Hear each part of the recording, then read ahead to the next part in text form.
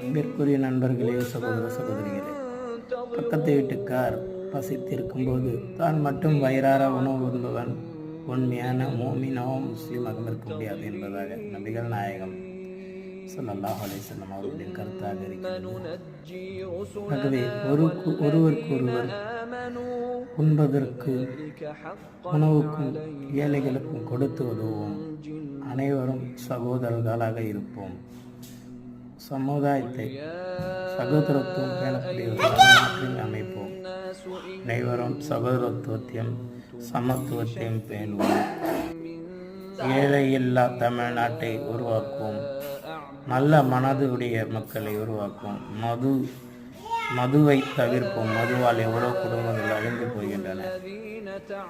அனைவருக்கும் பெரியவர்களுக்கு மதிப்பு கொடுப்போம். சிறியவர்களுக்கு இறப்பு காட்டி வாழ்வோம். சேனலை சப்ஸ்கிரைப் செய்யும்படி